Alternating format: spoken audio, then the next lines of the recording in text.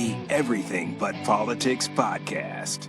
We are officially rolling here. It is Everything But Politics, episode 157 with Mitchell Saron. Mitchell, great to meet you, bro. Let's have some fun. How are you? Great to meet you too. I'm doing great. Thanks for having me on, guys. Well, Mitch, I want to begin. Ethan, Evan, and I, we want to nominate you for hardest Instagram bio. Grass-fed and wild caught goes absolutely crazy, bro. That is absolutely amazing. Oh, thank you. Yeah, I did. I haven't changed that since I think I put that in the day I posted my first reel, and I kept it in. It's been like a year. I might include it to my bio. Yeah. It'll be new wave. Start a trend. That's crazy hard. Well, Mitch, we got a lot of questions for you. Obviously, like I said, we're extremely animal based. We're very aligned in that way of life and way of thinking. But I want to begin by learning more about you and your fencing career, because where we grew up in Indiana, people did not fence. Fencing was not a thing. So tell us about your upbringing. How did you get into fencing and ultimately find yourself in the Paris Olympics? But let's start in the early days of your fencing career. Yeah. So fencing's still a pretty niche sport. So obviously it's bigger like on the coast, like Cali and like New York, Connecticut, New Jersey. Yeah, still a super small sport. But I got into it because I love Star Wars and Lord of the Rings. Actually, yeah, right behind me, you can see like all my lightsabers. I got like a big ass collection. So I used to always fight with people, like with my lightsaber collection. I used to beg my parents to fight with them, older sister.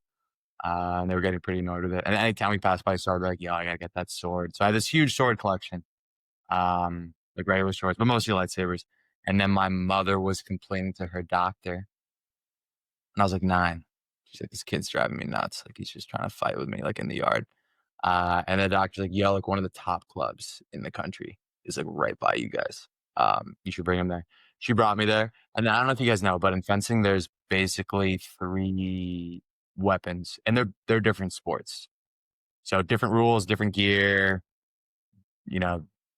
Some of them are super fast, some of it's super slow in terms of which one you do. So you said there's 3 different types of fencing. Swords. What are the 3 swords?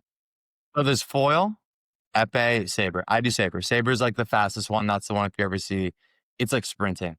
Target area is waist up.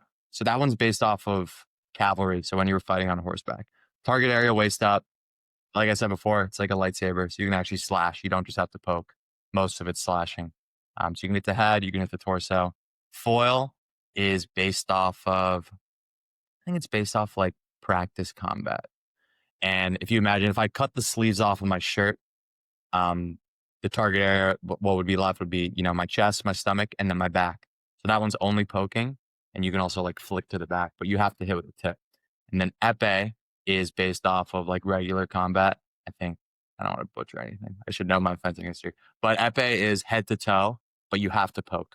So you can hit the head, you can hit their feet, but you have to poke. Were you playing any sports prior to fencing, or was that your first like real competitive bug? I was very much doing what every other kid was doing, like between the ages of 5 to 9. But I wasn't surprised, I guess, in the moment, but looking back on it, it is pretty nuts. I was like, yeah, I'm just doing this. Like, I want to drop everything. I know this podcast slaps, but Paul Saladino's new song, Mind, Heart, Soul, slaps even harder. Available now on all streaming platforms. Now back to the show. Now, Mitch, how do you even win a fencing match? I don't even know how the rules go. How many times you got to hit someone? So I'll keep it like short and sweet. Basically, there's some preliminary rounds, but it's essentially March Madness from there. So bracket, think direct elimination, 64, 32, Sweet 16, etc. But it's the 15 points. So first to 15. Well, I think of like growing up and kids play baseball, they play football, they play basketball. After school, you go practice. It's very like standard, right? What did after school, was this like fencing part of your high school, or was it complete extracurricular? I think there actually was a team in my high school, but I didn't do it. For fencing, it's very much, you have kids in your high school who are really dialed at soccer. Yeah. So where did the thought process come in when you were like, I could be in the Olympics for this. I'm good enough. I was 11 years old, and I was like, oh, I want to do this when I'm older. And I was like, I'll keep this on until like I qualify for the games. Going back a step, when you are in high school, and even though you weren't with your high school and you're getting recruited, what did the recruiting process look like for you? I know you went to Harvard ultimately, but is D1 fencing a big thing? Lacrosse is big in my town, so that's the thing most kids got recruited for. So you get recruited to Harvard. Why? What was it about Harvard that said this really feels like the right fit? I feel like with this, so growing up fencing, I don't want to say I was like ashamed, but like, I was always kind of embarrassed, even though I was always good. But it's like fencing. It's like bro does fencing. So like it's kind of ass. But so I always thought I was like, I'm gonna, I'm good at this. This is fire. I like it, but I'm gonna use this to get into college, and then, obviously I'm gonna fence in college, but then I'm gonna fuck off, and then whatever. But then when I was 17, I qualified or 16 or something. I qualified for my first world championship team. So like junior world championships, which is like 17 under. You're top 4 in the nations, then you go to world championships. And I was like, yo, I actually really fucking love this shit. I think I want to go to the Olympics. Like I said before, that was the time I was like really thinking about it again. And I always wanted to go to Wharton because I wanted to be a fine guy, and I wanted to go to the big frat culture there, and I always wanted to go there. But for fencing, there was I don't want to shit on the UPenn team, but there's a big track record of a lot of kids going to Penn, and if anyone listens to this, there are a lot of great fencers at Penn who can continue to do the USA fencing, but a lot of them go to Penn, and they still are great college fencers, but a lot of them, want to ease off the national team stuff. At the time when I was recruiting, Harvard had a very established tradition or routine of, 50% of the kids on the college circuit still competing on doing Team USA stuff and trying to qualify for the Olympics. In particular, there was an Olympian on the team as well, Eli Dershowitz, who is a 3-time Olympian. He was also my teammate in Paris. So he was on the team then, and he was like, this big figure in US fencing. So I was like, all right, Harvard is the type of place in terms of the fencing community where fencing is very important, and everyone's very encouraged to continue to do the Team USA stuff. Is Harvard fencing like the Alabama football? Is that the fair equivalent? Okay. Yeah. So you went there. Once I got there. Yeah, I like that. I like that a lot. Yeah. So when you got there, what is like training like as a fencer? I would imagine it's a lot of like calisthenics, cardio. I mean, to walk us through your training. I would say there's 3 components of fencing. So it's not called scrimmage, but like think scrimmaging. So the biggest component is fencing your teammates, like just pure fencing, like sparring if you're a fighter. Sparring, yeah, sure. So that's like that can take up a lot of time during the week. Like you could be doing 10 hours of that every week. That's a big component of the practice. I believe you're the first Olympian to join our show, so that's pretty cool. Welcome. Yeah. So what was that moment like preparing for Paris, right? I would imagine that was different than your Harvard training. When you have your eyes set on Paris and officially becoming an Olympian, what did your daily regimen look like? Yeah, dude, I was dialed in. That's when I was like full animal based, like a freak. Bro, I didn't touch like freaking like I wouldn't even touch organic, fair trade coconut sugar. Like it was just like it was only fruits, honey, maple syrup, grass-fed meats, wild-caught fish, fermented veggies, and then cacao. Any raw milk? Oh yeah, and then of course the raw dairy. Forgot about that. Yeah, and then tons of raw dairy. But yeah, that was a crazy year. One of the most stressful years of my life. It was pretty fucked on. So here's something unique about fencing. I guess I feel like most people don't understand how Olympic qualification works across all sports. Like one of the most annoying questions I get is like, "Oh, are you going to LA?" Like, bro, like, I don't know what I'm eating for breakfast tomorrow. Like that's like that. But for you don't know who's across all sports. You don't know who's going to the Olympics until like a month before. Most sports, it's like a month before. Like fencing is the one unique sport where for at least Team USA, in like April. So if the Olympics are in July, for Team USA, in April, which is super early. So any other sport, think swimming, track, anything. I think wrestling as well. Like any other sport, basically, it's one. Actually, I think wrestling is similar to fencing, but most sports, There's one competition, and it's in like June, the Olympic trials. It's one day, and you got to show up that day. So like, if you have diarrhea that day, if you're sick, like, tough luck. So like those, yeah. So those teams are decided literally a month before. Those are on TV. I'm sure you guys have seen them. But fencing is unique, and there are parts of this that make it worse and make it better. But fencing is the full year before. It's a point system, so we have 12 tournaments that count, and it's whoever is top 4 in the nation right before the Olympics. Similar to golf, 4 guys on the team. Mm-hmm. Okay. Yeah, exactly. And that's assuming Team USA qualifies a full team. In what situation would they not qualify as a full team? If we were low enough on the world ranking, then it gets a little it's complicated. It's like you'd have to qualify individually by beating a certain rank in the world. But for most of our weapons, we qualify a full team. On the hunt for legendary wings, Buffalo's in Bloomington, Indiana, and Carmel, Indiana has you covered. Crowned top 10 wings in the nation by USA Today, our wings are a fan favorite. Dip into Mrs. Louie's famous sweet Q sauce for that sweet and tangy kick. Visit Buffalo's and wing it like a pro. That's awesome. Well, when you zoom out and look at planet Earth, where are like the big fencing territories? Where's that a big thing? The best countries are, a lot of them are in Europe. So, France, Italy, Russia, Hungary, South Korea, Japan. Who else is pretty dialed in? I said Italy. Yeah, those are usually the top countries. Olympic Village. What is that like being part of that atmosphere, being around all like the best athletes in the world? Yeah, dude, it's nuts. It was like it was a dream. And I was there for like 3.5 weeks in the village. Because we moved in as like early as possible. But dude, like the village, the crazy security, obviously. But I think that's one thing. Like, this is one thing about Olympians, they don't make enough content about it. But the building, like, basically there's a building for every country, and the building is decked out in like that country's flag and stuff. So it's like summer, like everyone knows it. It's like summer camp, but it's so cool. It's like beautiful. Every building is decked out in that nation's flag or etc.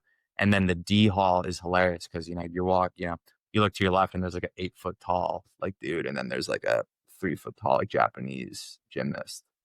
And then when you get like 2 weeks into the village, like once people are done, at 6 a.m. there's people coming back from the club going to the D hall trying to clap food, and they smell like shit. They're like covered in cigarettes. They're covered in alcohol. And then there's some Mongolian like fucking there's some Mongolian like judo guy like locked in it, like about to like have the fight of his life at 6 a.m. like eating rice. And they're like right next to each other. Yeah, it's so funny. Well, Mitch, this is something I've seen on X. You could confirm or deny or plead the fifth. I've seen on Instagram and X and all these platforms that there's a big like spree or spur of Tinder in the Olympic Village. Can you confirm nor deny? I plead the no. There's a bit. It wasn't as crazy as the online was. I will say, well, one, okay, I had a girlfriend at the time. Okay. 2, my roommates were dialing the Tinder thing a bit. But the one thing I will say where that reputation definitely got blown up a lot was in Rio, and geography always plays a role. I think in Rio, from what I understood from my teammates who had qualified in the past, the Olympic Village was very close to like where you could go out. I think in Rio. In Paris, it was a shit show. It was like a 40-minute Uber to like go out. So the village wasn't, I'd assume in Rio, like, because the clubs and the beach were nearby, the party would kind of keep going back to the village. And then, I heard people were having sex in the pools there, like, they had to shut shit down there. But in Paris, it was like, it was 40, to go out, you were going 40 minutes out, and no one was throwing down in the Olympic Village like that. Or maybe I just didn't get invited. Yeah. But all the thing, in terms of like going out and socializing, you had to haul ass. Well, you were lucky because when you were in Paris, you competed like the first couple days it began, correct? Yeah, you did your homework. Yeah, always, Mitch. So then you had Yeah. 3 weeks in Paris to just kind of be part of me wants to say to be a college kid, but to be an Olympic kid in fucking Paris in the Olympics. I'd given up alcohol for like a full year, and like I said before, the diet was perfect, supplements were perfect, grounding, meditating, perfect sleep, full year, and then my body was so confused about what was going on for those 3 weeks because I mean in Paris it was one of the best experiences of my life and like one of the darkest experiences of my life because we had we didn't medal. I didn't medal individually. I didn't medal in team. And in the team event, we weren't just favored to medal. We were favored to like clap everyone. We were Yeah. killing it all season. All 4 of us were Harvard guys. Crazy Yeah. chemistry. Like we thought it was like this destiny thing. Like it was also crazy that 4 Harvard guys qualified. Like never been done before. Like against all odds. But we were killing it all season. We were wrecking like South Korea, the men's saber team has won the last 3 Olympic team events. So they've got like, or maybe 4 now, 4 golds, which is crazy. So like, a 16-year reign. They're nasty. I love those guys. But we the last team event before the Olympics, like we crushed them, and we were like, holy fuck, we're about to like pull up and just smack. But we had a crazy upset first round, so it was dark. It was so dark. So for 3 weeks, I was like, oh my God, what am I gonna do? But then, and then I was like, and then started drinking again. So it was a sick time, crazy All right. partying. But Well, Mitch, one of the things that I'm fascinated by is people that like have set such extreme goals for themselves and they get there and they accomplish them. But then like what happens after that? So like you're in Paris for 3 weeks, like once in a lifetime experience, but when that ends and you're in the flight back to America, like what are you feeling? big thing is Olympic blues, which a lot of athletes get, especially because the Olympics is a lot of niche sports that no one cares about. So, for 3 weeks, it's not just like, oh, like I'm that guy. It's like literally the whole world is looking at you. And Yeah. it's a crazy feeling. And then right after, no one cares about you at all. And like, obviously, guys like Noah Lyles are still killing it. But if you think about it yourself, like most people have no idea what's going on with track or swimming now, like nothing at all. I have no So idea. like, you kind of fall off the face of the earth after that.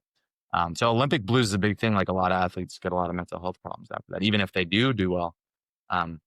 Actually, if you do well, it kind of makes it worse because then you're like, oh, well, what's going on now? So that's a big problem.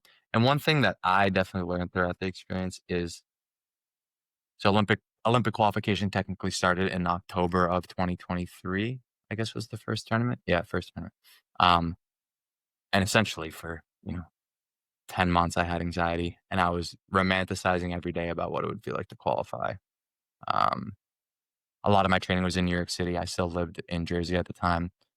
So I did a lot of driving back and forth from the city, 45-minute drive, every day, bro. Every day. I'd put on like EDM, like French, like rave music. And I'd be like, this is what it's going to be like when I qualify. For France did such a good job. Every venue was so French and romantic and like historic. The beach volleyball was by the Eiffel Tower, but the fencing, so I was sick. I think it was the best venue. It was in this crazy palace. It's where Teddy Roosevelt gave his Man in the Arena speech. No shit. On Man in the Arena. I got that taped up on my fridge still. Because I'm the man in the arena. So where to begin? So I was like a shithead. I would just kind of, get 100th place at every tournament. And every season I was like kind of waiting for it to click. I was like, next year, whatever. Yeah. But I was still killing it, like in terms of the college. I was like ranked always like top 5 in the nation for college fencing. Nothing was clicking. And then, it's the year before Olympic qualification. I'm like, dude, if this keeps going, like I'm not going to be even close to qualifying. So that was a big wake up call. And I got, I fully was like, we're going cold turkey with alcohol. Like, let's try this for one. Let's try this for once. And funny enough, my next tournament, I did pretty well after, not like blacking out like for every weekend, the weekends before, and still trying to go to practice. So the reduction of alcohol helped a lot. And then in July, so a year before the Olympics, I'd obviously always seen Paul Saladino stuff on Instagram, and I, was always pro him, but never actually buckled down on being disciplined. My best friend was essentially from high school. Um, we were like, let's all do that. Mitchell's training for the Olympics. Like, he wants to do this. Like, and like, we want to do that. Let's make a group chat. We made a group chat and we just started sending our food in every day. And from there, we all went animal based, and I fell down a rabbit hole of like health and wellness. So from there, it was supplements and then cold plunge and sauna and yada, yada, yada. And then everything just, this huge amalgamation of my obsession for optimization spiraled from there. So July or August of 2023 was like, we're going full animal based. Since then, I'm not fully animal based anymore. That's when it started. And Paul, crazy enough, because of content, I got to visit Paul in Costa Rica, got to hang out at his place. It was fire. Isn't it crazy what you could do with your phone and just create this brand? I mean, I wouldn't know who you were if it weren't for your Instagram, right? This is the world we live in. Yeah, it's crazy. You can connect with anyone, do anything just from your phone. And it's crazy, like what we can capture and create. And Totally. anyone can do it. Our like perspective towards health and wellness changed entirely after COVID, right? The shit we ate when we were kids, like in high school, bro, we ate such garbage, bro. Even in college, I look back, like I used to smoke a lot of weed, similar to like most college kids, like just like mindlessly, just fucking stupid, but just eating like a whole bag of Skinny Pop after that, ice cream, just nonsense, bro. Like we were lifting weights, but I was still drinking like those Celsius bullshit drinks too. Like I just wasn't locked in. Celsius. That was my drink in college. Yeah, and like we're doing like scoops of the C4, like just like nothing, like wasn't taking creatine, like everything was just like suboptimal, Mitch. Until now, it's like 90% animal based. My thing is definitely supplements. I love supplements. Yeah. But it definitely changed. A lot of experimenting. I've always been experimenting a lot of stuff. Go through supplements now. If I to prescribe supplements, always, vitamin D, K2, creatine. I love L-glutamine for myself. I react really well to that. Magnesium glycinate. That would be like the simple stack I give someone. Like, okay, this is mandatory. The I throw actually the L-glutamine is not mandatory, but those four I said before are. How do you feel when you don't have those supplements in your system? So I mean, the magnesium glycinate, first thing, obviously, sleep is impacted. Magnesium is one thing. I mean, I'm hyper obsessed with micronutrients, so for me, I'm getting usually enough magnesium, but magnesium is sometimes tough to get from your food. But the magnesium glycinate or biglycinate is really freaking helps sleep, man. 300 milligrams really relax. It also helps with muscle recovery, muscle soreness. Creatine, that study just came out that a macro dose of creatine essentially eliminated all of the side effects of 21 hours of sleep deprivation. So today, same with actually Alex isn't on creatine, but me and Reese, essentially, we actually were talking about it today. The last month, every day, we're probably taking like 15 to 25 grams of creatine. I'm on that now too. Yeah, that's the way. Yeah, that's the new. You gotta drink a lot of water though. You gotta be very well hydrated. Yeah, I'm always down on water. And then I travel a lot, so the sleep thing, brain fogginess, like I definitely feel it when you do like the big dose of creatine. But at least awesome. at least 5 grams a day. Well, Mitch, I know you're very proactive and vocal about health and wellness on Instagram. Like I said, that's how I found you. Anyone that's listening now wants to work with you, get involved. What's the best way to contact you or learn more about everything you have going on? On my main Instagram. Mitch, look forward to doing this in person, bro. It's great to meet you. It's been a lot of fun. Dude, I love it in person. We'll lock in. Guys, Mitch, Saron, let's go.